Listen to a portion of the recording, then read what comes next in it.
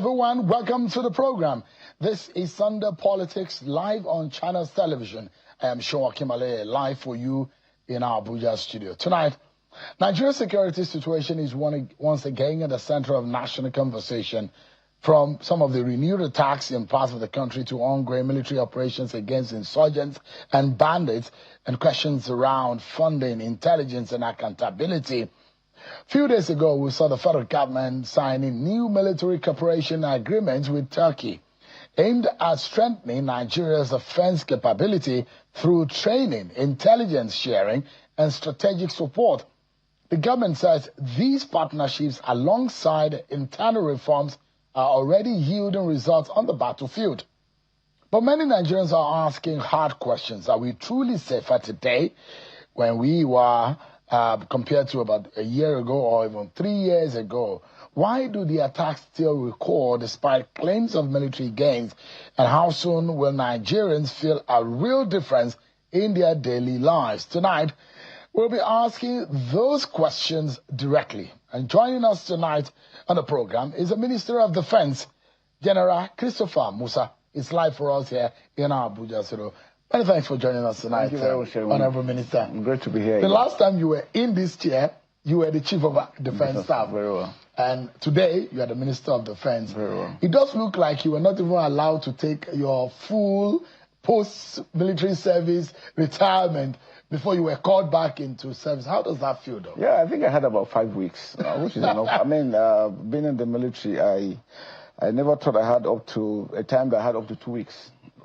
Away from holiday, work. away from work. So it's been for 39 years. It's been great. Yeah. So we're used to it. And in fact, now if you sit down not doing anything, you just feel like something is wrong somewhere. So you have to get busy. So I'm glad. I'm very happy. I'm thankful to God, to Mr. President, for considering me worthy this position. It's a great position. It's a big, big task. But I know with the love I had from Nigerians, that will continue to ginger me to want to do more. It seems that your appointment came widely acceptable. You've gained for yourself a reputation that a lot of Nigerians have come to love. And despite some criticism against your passing, but it seems you have almost an equal measure of love from a lot of people. And people thought that it was a round peg in a round hole. But transiting from being a Chief of Defense Staff into a Minister of Defense, how quickly are you able to, or you're still transiting? No, it's okay. The military prepares you for both sides, being in the military and out of it. And again, being a general, I was promoted Brigadier General in 2018, so I've been in it for this long.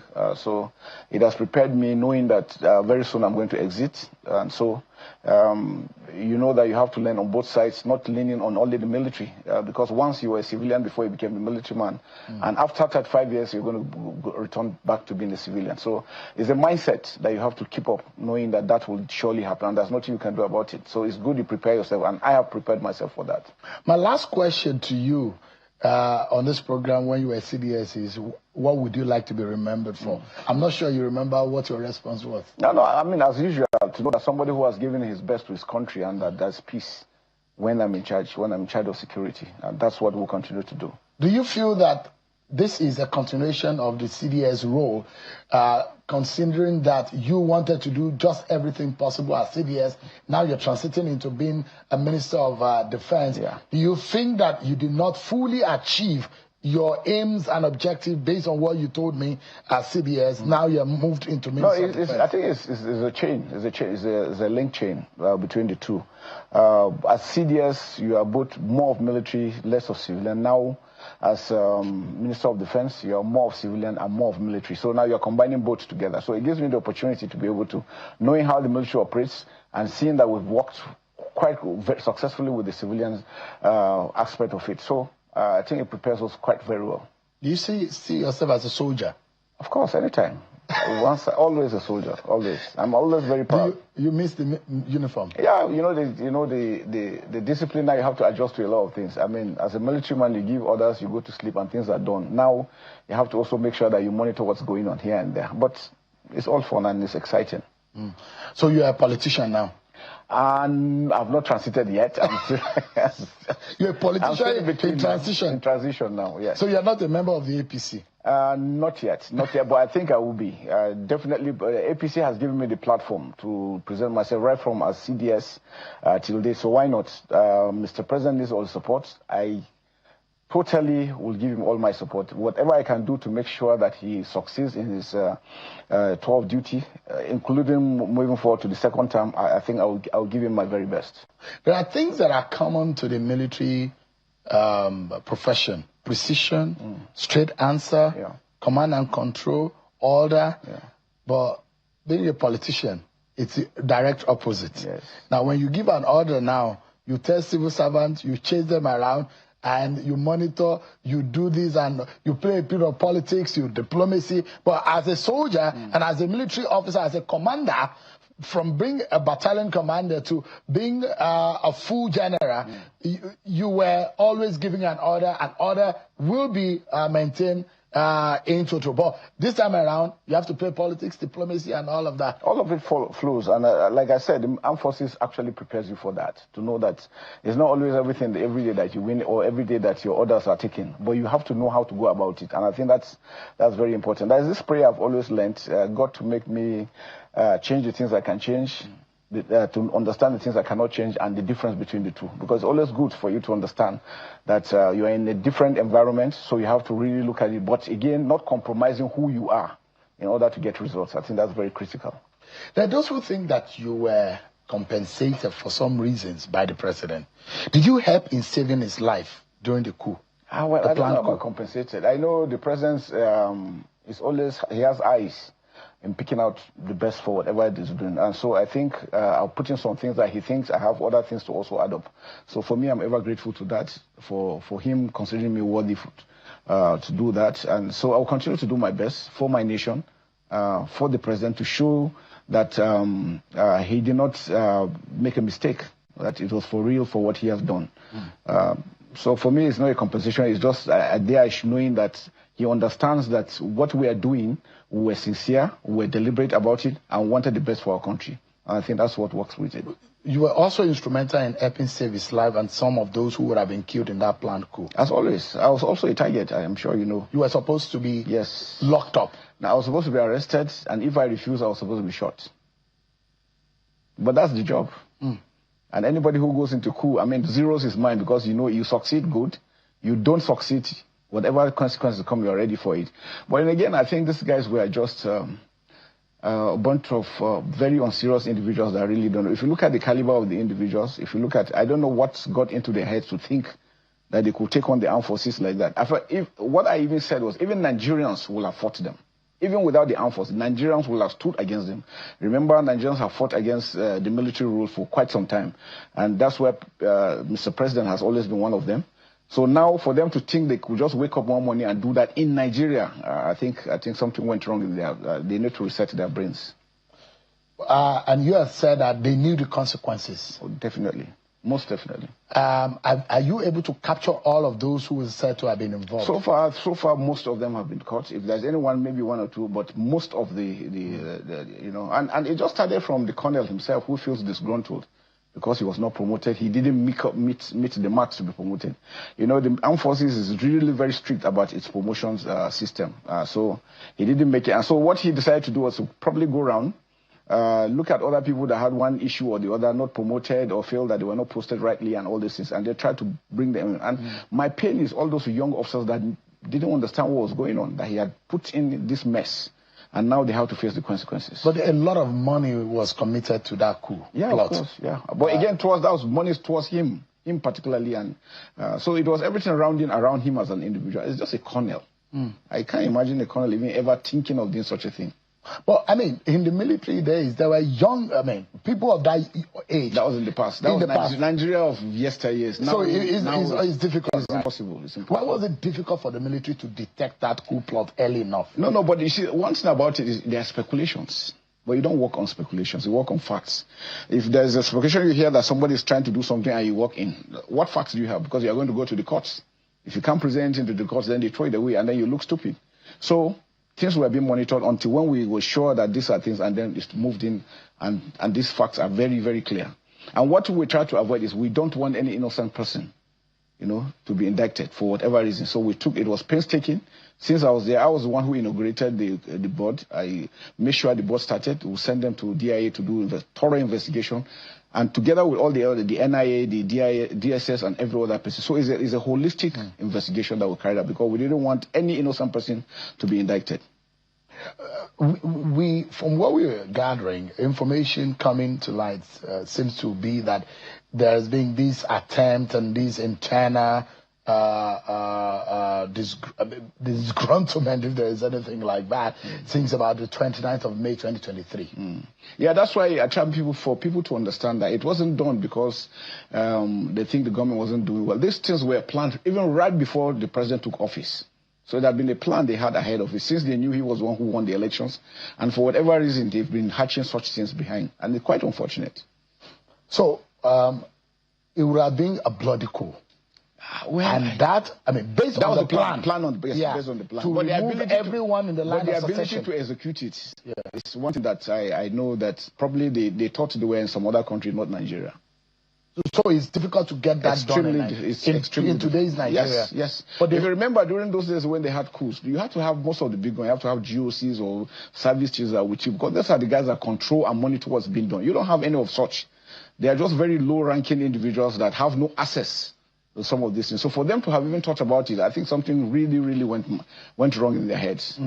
But has the military been able to detect what could have been some loopholes within its ranks based on it? Because if the fact coming out, or some of what we're hearing, is that they infiltrated the Aso Rock Villa to that extent, and they had some insiders working with them, and they have even paid some of them. So you see, the world has the good, the bad, and the ugly everywhere. In every aspect, you find those things. So nobody, no situation, no community, nowhere you find everything 100%. There will always be people like that. There will always be people that will never be satisfied, no matter what you do. So it's for us to now keep monitoring, making sure that our troops are doing what they're supposed to do. Every officer, every soldier knows his responsibility and carries it as... the country is doing so much for us. So for anybody to want to truncate democracy in this dispensation, I think there's something really wrong with them. So you've plugged the loopholes now? No, very well.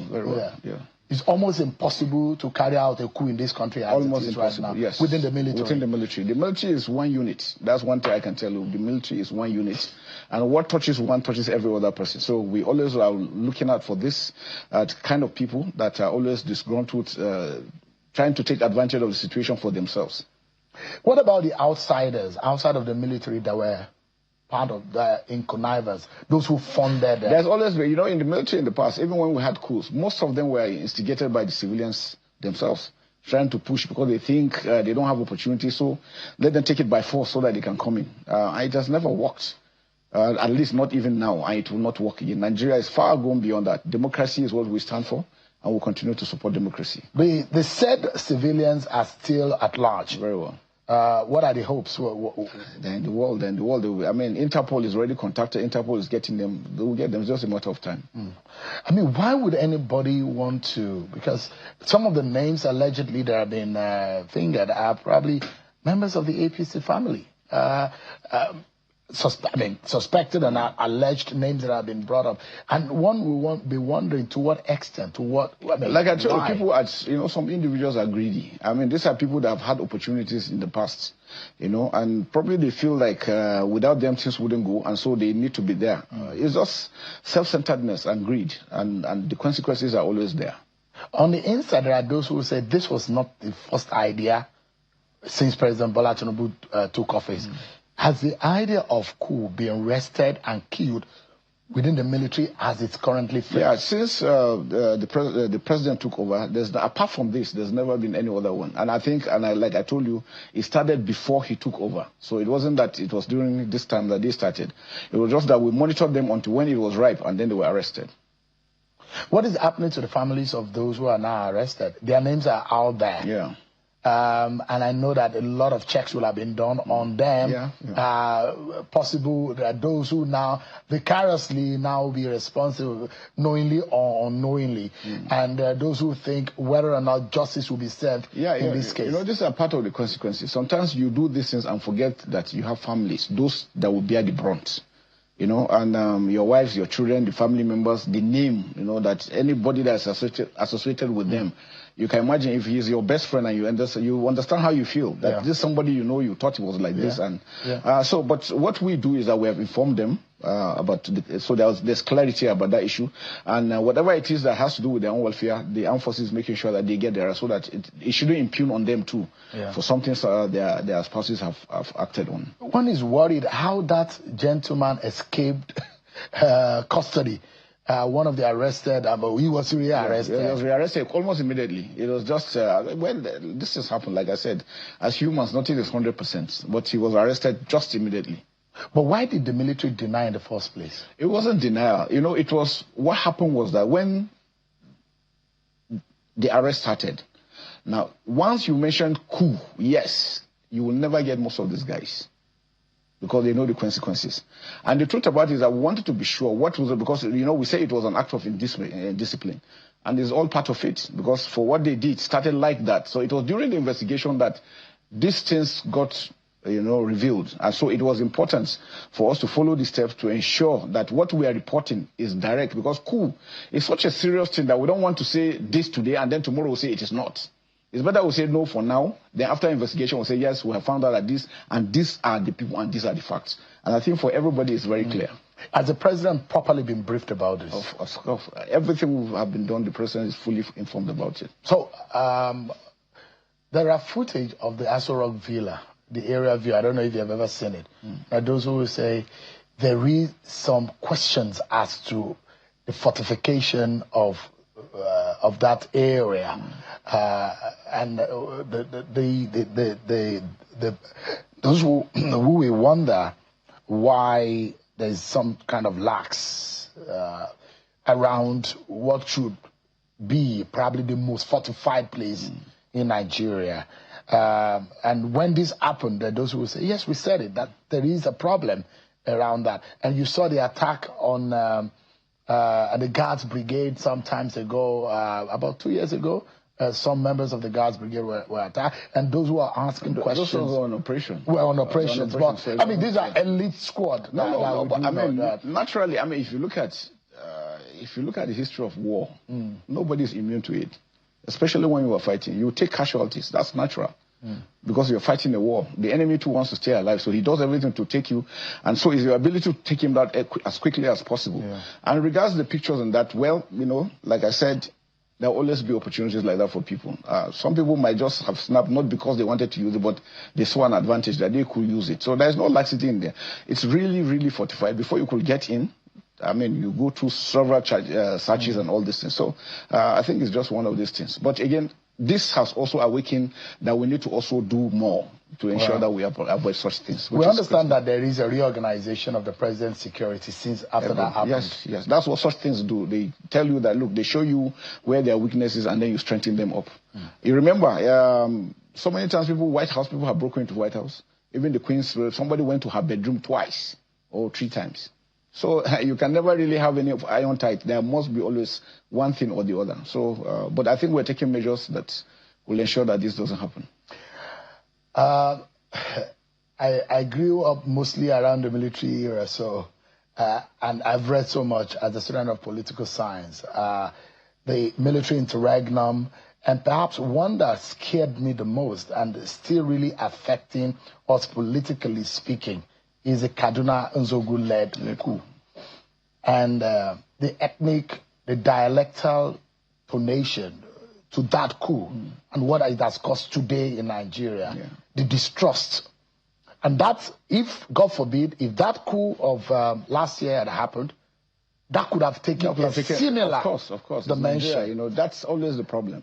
Have you learned any lesson for not only the military, but also the political dimension in which that kind of action could have caused, because it's a pattern and it's a very dangerous one. Very dangerous. Yeah, but the good thing about it is that Nigerians must understand that we must all be alert to what's happening in our country.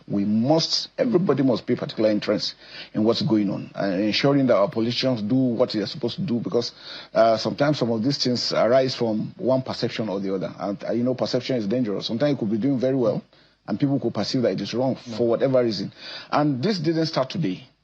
It didn't even start during the coup. The setup of Nigeria right from the beginning started from that aspect, those pillars that everybody wanted to be on his own.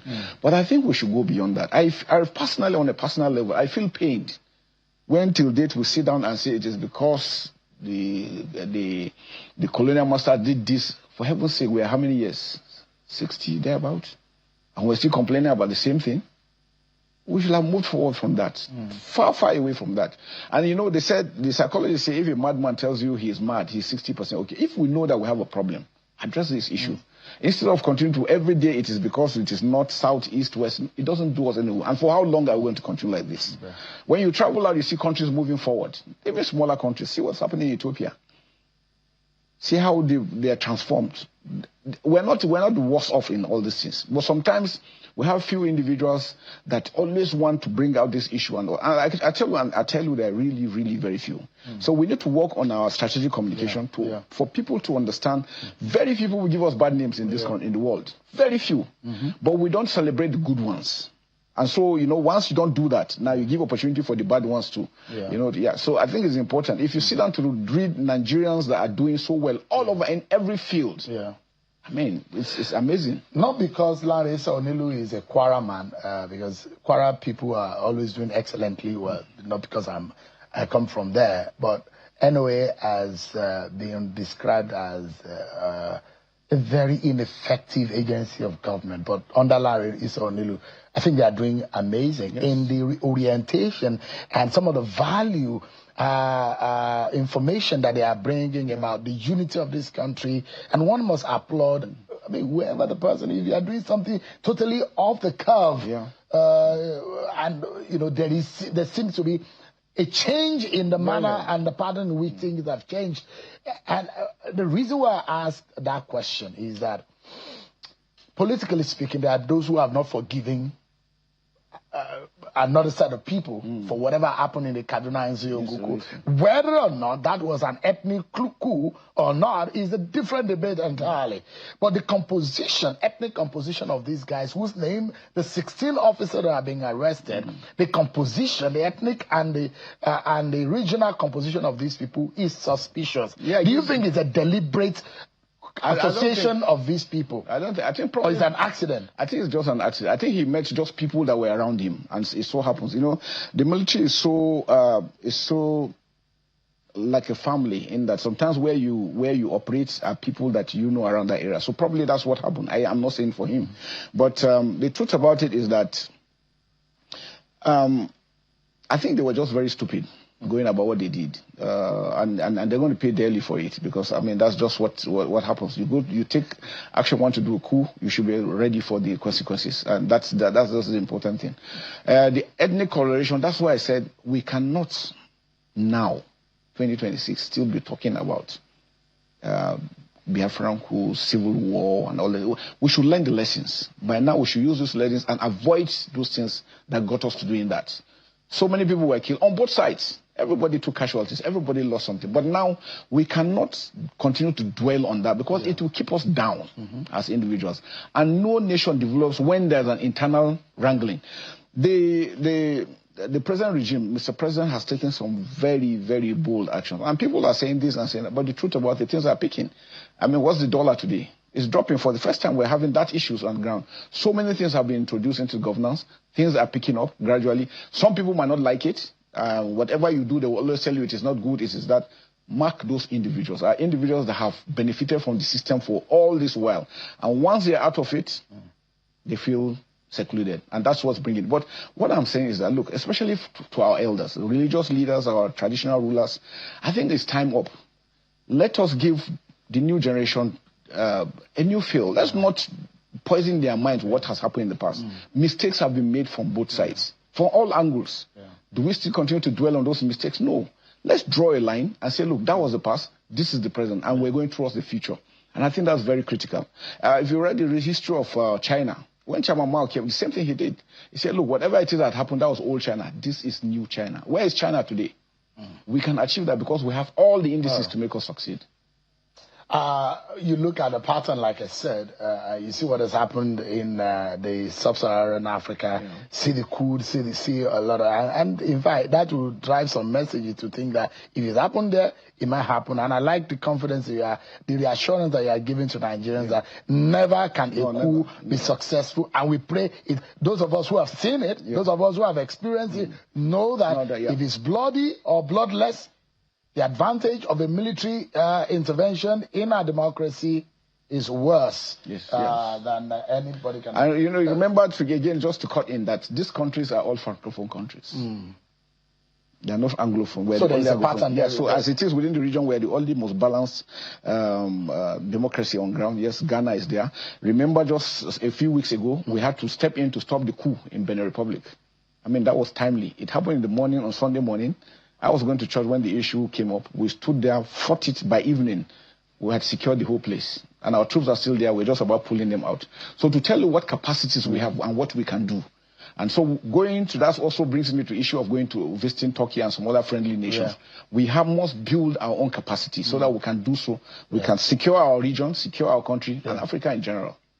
So it was the president of Benin Republic that called our own president. Yes, of course. For help. For help, definitely. Because there are those who say that we are acting a French... Not at all. So it was a direct... It was a direct call from Mr. President. There was no way we could have taken an action without the president's approval. So he called directly to Mr. President. Mr. President called and gave the directive. And then we called the troops and we moved in quickly. Within 12 hours, we already moved in and were able to secure the area. Interesting. Let's go away from coup. Let's move to... I was quite intrigued, and I saw some pictures of you touring in Turkey, and quite interesting for a lot of people who know not so long ago history of Turkey and what they've done for themselves as a country. But first and foremost, let's begin from the point of education.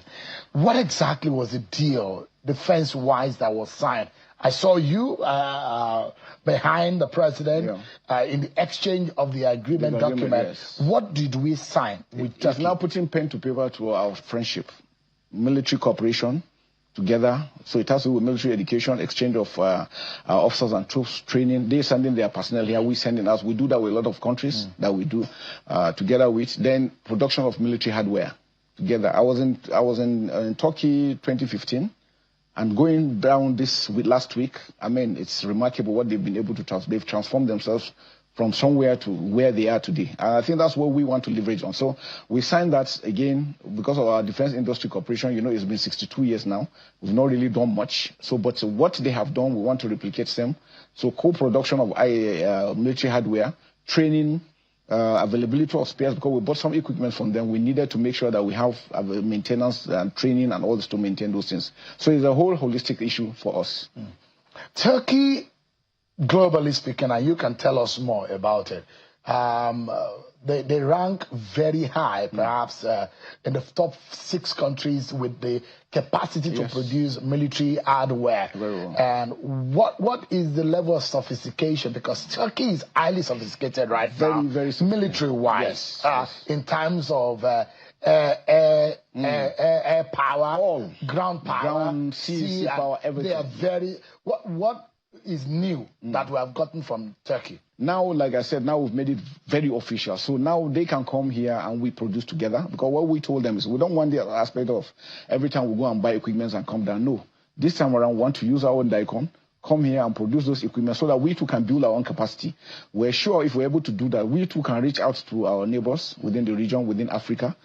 Employment opportunities will be there, saving of our foreign exchange and all this. So it gives us that leverage to continue to work together with them. So those are the aspects, and they're really sure that what they want to do is not only sell, they want to transfer the technology. And that's very important. Most areas you go there, they hide technology from you, but they will transfer those technology. And we have capacity. Whatever it is that we get, we can fine-tune them to make them a Nigerian-owned or equipment for our own operation. So I think those are, and like I said, we've been fighting insurgency for 17 years, still counting. They fought for 40 years. They are just signing agreement with the terrorist groups, and because the terrorist groups have realized that there was no way they were going to win. And so we want to make sure, we don't want to wait until 40. We don't want to wait until 20. As quickly as possible, we want to end this. And it is when we produce these equipment, because part of the challenge we're having, because we don't produce the equipment we need. So sometimes it makes it very, very difficult. So if we continue like this, we'll improve. And you can see that the troops are now moving all over the country. We're fighting them every day. We are winning. We just killed some of their commanders just last night. So it's work in progress. But all we need is for Nigerians to come in together and continue to support. And I'm very happy. The support now has improved, unlike how it used to be in the past. Now you see the rate of people castigating the military has really gone down. Now people want to encourage, because that's how it is. And I tell people, if Nigeria fails, everybody goes down. So if you are praying for Nigeria to fall, which means you're also praying for yourself to go down, which is, I think, will be foolhardy. So in terms of the hardware that we get, are we getting intelligence? Intelligence, yes. We're sharing your intelligence because, again, they have a very, very good intelligence system, because, they are midway between Europe and Asia. So some of these guys, mentioned that some people are getting support from the outside. They will be able to leverage and give us those, so that we can know the areas of funding, the areas of logistics, their command structure, and all these things. So that will help our intelligence. Our baseline for intelligence surveillance is satellites. Yes. We have we have a bit of handicap there.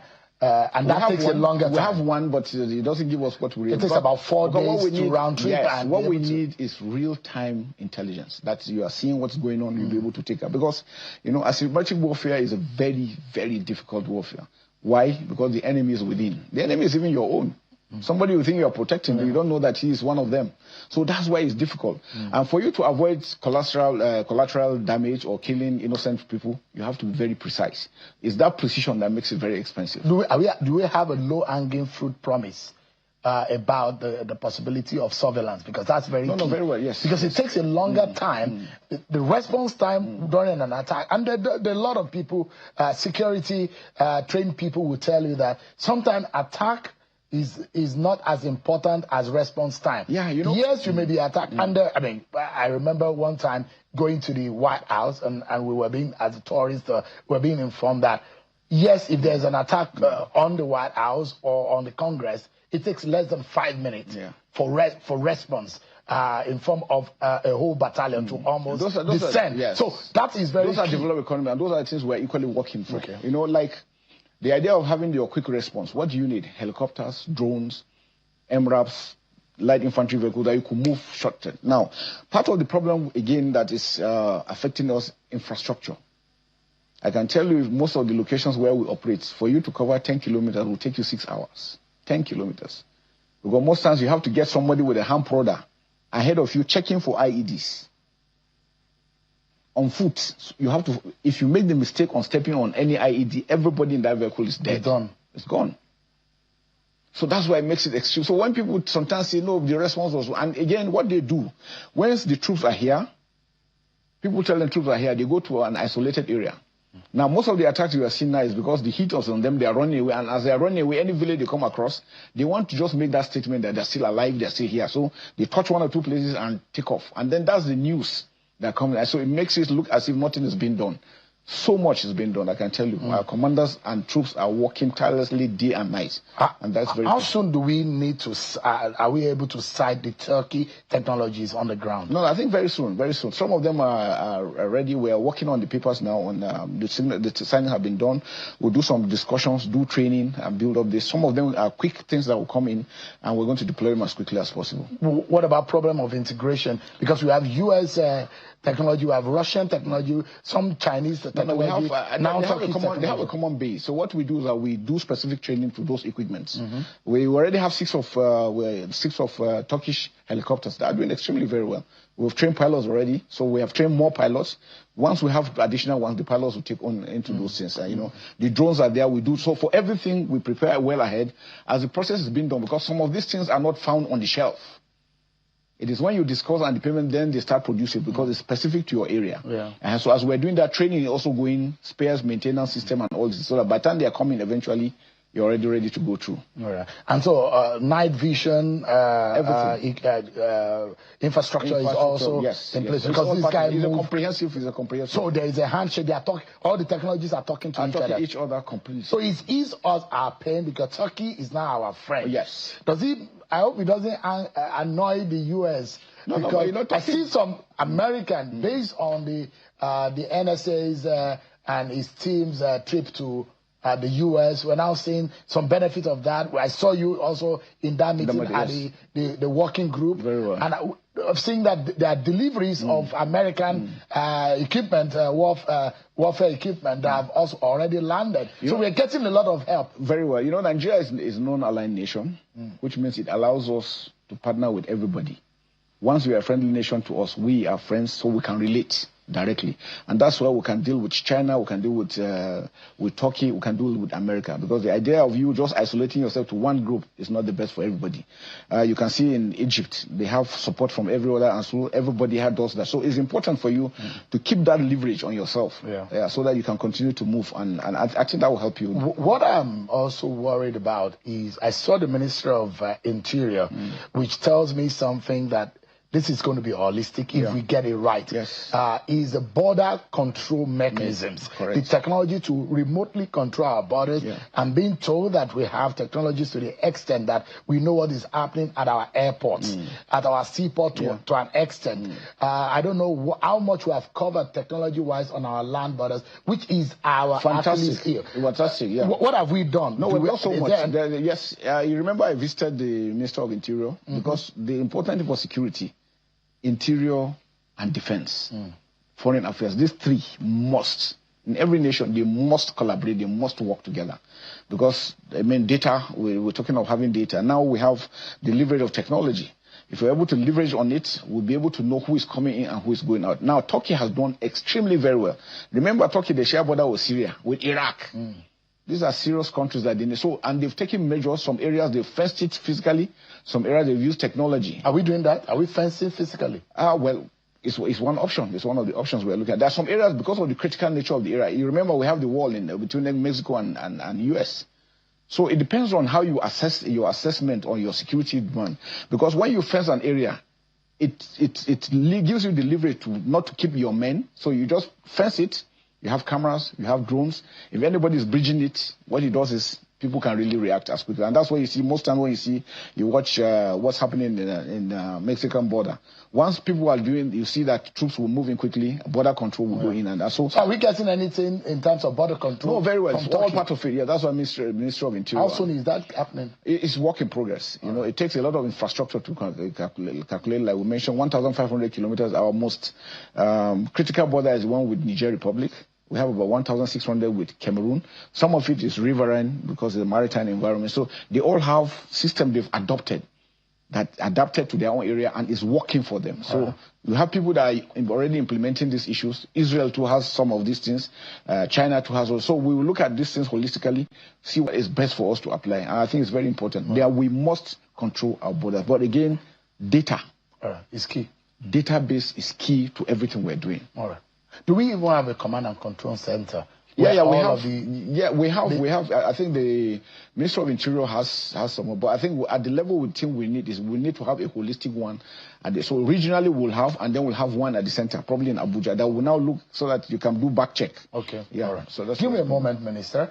We'll take a break, but the question we're asking ourselves is: are we winning the war? Well, the man that is answer that, who directly interacts with the president and his troops on the ground, is the Minister of Defense. And the general is talking to us about the war against insurgents and those very terrible human beings who want to...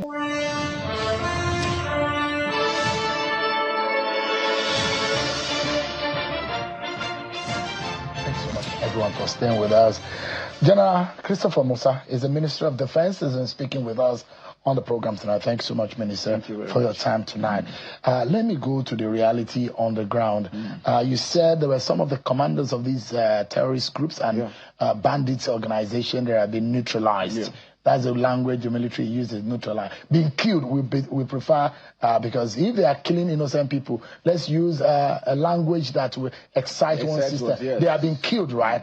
Who are these people? Where were they killed? What do we know? No, mostly in the northwest, northeast, north central. There's ongoing war. We're expanding our operations in Niger State, in Kwara State, preventing them from infiltrating towards the south, because I think that would be very dangerous, them getting there. And they understand this thing. So what they do is that they just try and get any soft target, hit it, set fire to 1 or 2 buildings, and then that's all. And then the news goes around that, look, this is going. But we're winning. I'm really glad we're winning. And I can tell you truly, I mean, December, for the first time in the southeast, people came from abroad and didn't want to go back. They stayed, celebrated Christmas, waited till January before they started going back. It had never happened in the past. So that's just one of it. I mean, so we are working. It's not yet Uhuru. These guys will continue to want to cause pain. I mean, there is no country that is 100%. But I can tell you we're working, we're winning, and we'll continue to work harder. But, I mean, one is curious, though. In news, terrorists killed one person, burned a church, burned police station in Niger community. Yeah. As well, we understand that about 160 people kidnapped in Kajuru local government in Kaduna State. How, if you say we are winning, how are these people still able to carry out these attacks? Like I said, no country, even in the US, you can't say that they're 100% safe. Sometimes somebody takes a gun, goes to a school and shoots people. They do these things well, even with all the technology. Countries have fought insurgency for 20 years. I told you Turkey did for 40 years with all the technology. So asymmetric warfare is a very, very difficult operation, because when you are dealing with people that have ideology and have nothing to lose, it is painstaking, and you must take the time to follow it all through. In the past, how we used to have so many attacks everywhere, that now it's limited to a very few areas. Like I told you, because of the heat, running away, when they get a community that is open, they just attack and run. And so when the news comes around, it looks as if nothing is being done. But so much is being done. We are continuing with the work. And, you know, we're bounded by, again, this human rights charter. So there's a lot we cannot do. Ideally, this wouldn't have lasted this long if we had the capability, if we wanted to just go to a village and flatten the whole there. So the good, the bad, and the ugly will go. Now, the whole thing comes back on the armed forces. You are being inhuman. No human rights. They were accused of a human rights violation. And you know, I'm sure you've seen where we've had issues with some NGOs that always come after us when things happen. And the question I always ask is that, are you not happy we're winning the war? Do you want it to continue for a very long time? Those are the issues on ground. So, but we are the only ones that will fight for ourselves as Nigerians to secure our country. Are we possibly getting help from some of war merchants, or mercenaries they call them? No, we don't have no mercenaries on ground. What we are doing is that anybody we're using nationals together, and it's an internationally known issue that you can partner with if you have some capacities you want to enhance. We do a lot of training on special warfare equipment. We do a lot of training on helicopters, on drone usage and all this, because we don't produce those things. So we partner with a lot of friends, that's friendly nation, just like the way we went to Benin to go and stop the coup. Other ones, when we have issues, you know, we're in Liberia, we're in Sierra Leone, we're in Burma, we're in Congo. Nigerians have done so much. We're in Somalia in the past. So it's just part of it. It's part of the military tradition. We are stretched thin. The military is literally everywhere. Yeah. The part of the promise of the president is to get more boots on the ground. It's a campaign promise. There is a recent directive by the president for military police to recruit more. For military and police. For military and police. Because it's a military police. No. I mean military and the police also. Okay, good. So as that process started. Yeah, very well, very well. Now, for the army, we've, apart from the depot we have at Zaria, which is the oldest, we have opened 2 new ones now, one in the southeast, one in the south. Training depot again to produce more manpower on ground. The police too is in the process also developing their own. So other security agencies are equally improving on this capacity. You know, sometimes it's painstaking because you need to really assess who are you bringing in. This brings us issues of database. With a good database, you'll be able to identify who and who is where. And you know, like I said, the kinetic and the non-kinetic. The military does the kinetic. The non-kinetic has the capacity to make it a lot faster than we think. And why does that have to do with that? If you're able to know who are the Nigerians, who is coming and going out, you regulate your borders. You have good infrastructure. You have roads, water, electricity. This will help the citizens to be able to stay indoors and put in their best in everything that they're doing, which is great. And then good governance. We have always said it. When we have the capacity, local governments are working. If our local governments are working, we'll be able to identify, because crime is local. If you have a local government with about 20, 25 local government, and you have local government chairmen that are up and doing, they'll be able to isolate who are the criminals within them, and then they can be dealt with like that. But leaving everything together, all to federal government, makes it very cumbersome. And those are the issues. So we want the state governments to empower the local governments, let them continue to do, let them be able to hold their weekly security meetings and be reporting on weekly basis what's going on. Now we realize that most of the motor parks are being used to ferry weapons, drugs, all these criminal activities. We want them to be identified. Let us have which motor parks are the official ones, because most times they take advantage of the unofficial one. That's where they move those things across. So we need those things. And then so everybody has a role, from the local government to the state, the federal. The federal is doing so much. But if those other two are not putting in the best, it becomes burdensome on the federal. Yeah, Minister, I'd like to know, someone like Prime Minister Netanyahu, Israeli Prime Minister, has said that Israel is willing to help wipe out. He was interested in the narrative of those who are killing Christians. Okay. Is Nigeria talking to Israel? Well, Israel is our partner. They have an embassy, and the embassy is open. They have an ambassador here. Like I said, we are talking to everybody. Whoever we think can add value to what we're doing, we'll partner with them. There are those who think that the warfare is now becoming political in some sense. Those who are in government would think that the rise in the attacks, and you had also told me that rationally there was a lull. Yeah. All of a sudden there is a spike. Yes. And we identify the political nature. And who are those who are backing or funding it? I think the NIA, the DIA, the DSS are working on that. There are some people, people have made comments that shouldn't be. That's why I said that, look, I'm appealing to our leaders, especially our traditional rulers, our religious leaders. Words are very powerful. When you come in and you say certain things, you aggravate the whole issue on ground. We must seem to talk to unite the country, not to divide it. And that is very, very important. Because what you say today, people could misinterpret what you are saying to mean something else. And it will be so wrong, because many people will have died probably because of one thing you said or didn't say. So I think that's very important for us to know, especially our leaders, people that have been in governance for so long. I think it's high time, let them allow this new generation to come in with a new mindset.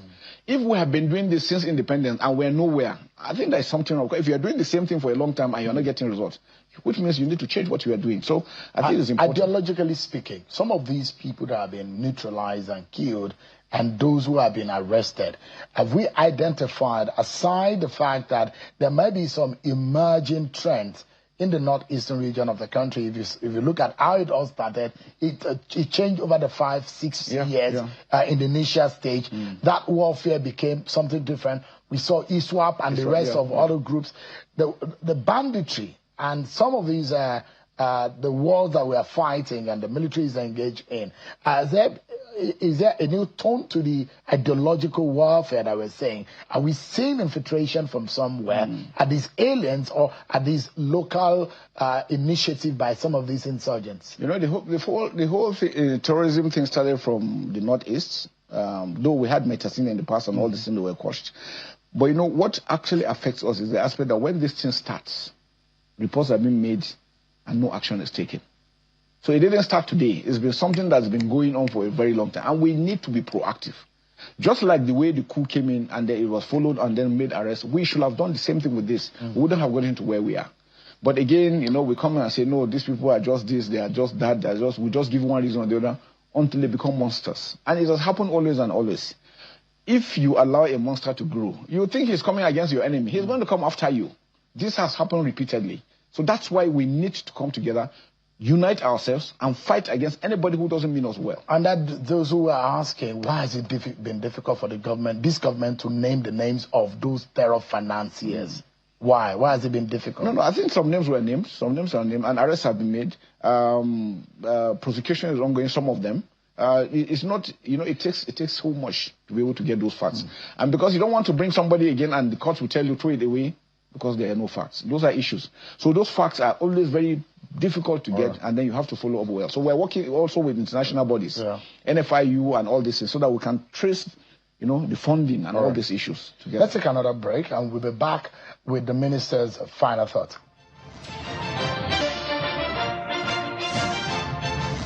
So much, everyone, for staying with us. Our final moment now with the Minister of Defense, General Christopher Musa. General Uba's execution was very sad. The audacity for it is for me, how those guys are able to do that.